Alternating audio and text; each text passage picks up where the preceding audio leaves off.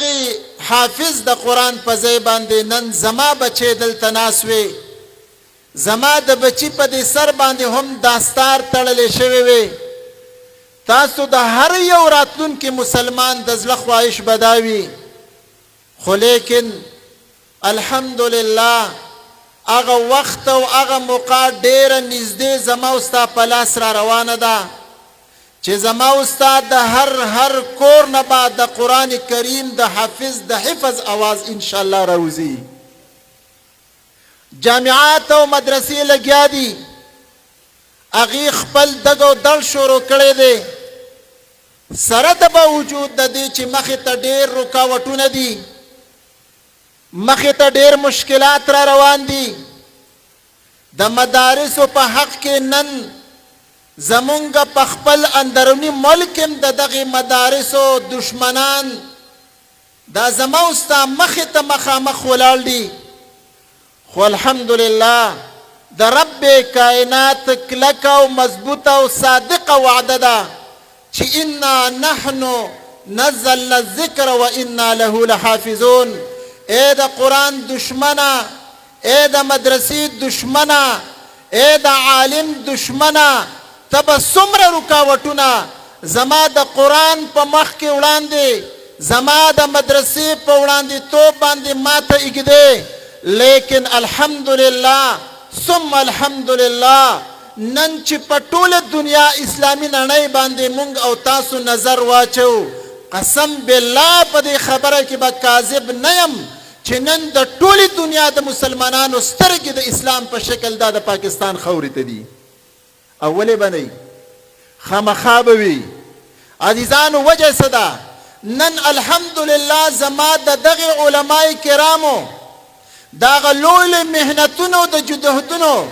د هغې په نتیجه کې ماته نن مدرسه آزاد ماحول باندې لګیا ده. نن زما د مدرسې طالب علم آزادانه انداز کې په هر ځای برملا لګیا دی. او زما محترمو مسلمانانو د هغې وجه دا ده چې نن زما او ستا د پاکستان په خاوره علمای کرامو خپلې قربانۍ مخکې ورکړلې او دا یې ورته ثابته کړله چې که ته زما د مدرسې او زما د دین او زما د قرآن مخې ته رکاوټ جوړېږي، خپل سر ورکولو ته تیار یم، لیکن دغه خپل سر د قرآن په وړاندې ستا د خبیث په وړاندې سر ښکته کولو ته تیار نه یم. او تاسو وکتل زمونږ د سیمې د خیبر پښتونخوا، زمونږ د سیمې لوی جید زلنده ستوري د حضرت شیخ حسن جان شهید رحمت الله علیه پشان هغې خپل سر او خپل وینه د رب ذوالجلال د دغه کلام د آزادولو دپاره قربان کړله. تاسو وکتله زمونږ په خیبر پښتونخوا کې د 83 کالو په عمر کې یو ډېر لوی شیخ د شیخانو شیخ استاذ حضرت شیخ شهید سمیع الحق رحمه الله دغه خپل وینه د دې قرآن د ازادۍ دپاره ورکړله. نن به قرآن برملا ولې په پاکستان کې आवाज نه کوي؟ خامخا به आवाज کوي چې زما اکابرینو د هغې په جواب کې خپل سرونه او خپلې وینې قربان کړلې. د هغې لویه وجه دا ووته او لویه ثمره یې موږ ته دا راووته چې نن واحد په ټوله دنیا کې یو د پاکستان دغه زرخیزه خاوره، دغه محبت والا خاوره، دغه مینې والا خاوره، دغه دین پسند والا خلکو هغې خپل ملاتړ جوړ شو د خپلو علماو. نن د پاکستان په خاوره 1,08,000 د قرآن حافظان د ټولې دنیا مسلمانانو خصوصا پاکستان له ورکړه. نن د هغې ثمرات دا دي چې زما په پاکستان کې نن د قرآن کریم د دین آواز آزادانه انداز کې ولګېدو او د دغه قرآن د آزادۍ په جواب کې نن دا مدارس ولګېدل او د خپل پاکستانی قوم ته د دغه مدرسو نه د اخلاقو نه ډک اخلاق نبوي سره نن د دغه ښایسته کردار په نتیجه کې او نن دا تحفظان دا ناظر خوان تیار کړل 1,08,000 د قرآن حافظان دا د پاکستان کورونو مسلمانانو بچی تیار کړل. او زما محترم مسلمانانو دنیا حیرانه ده چې حکومت وای زه په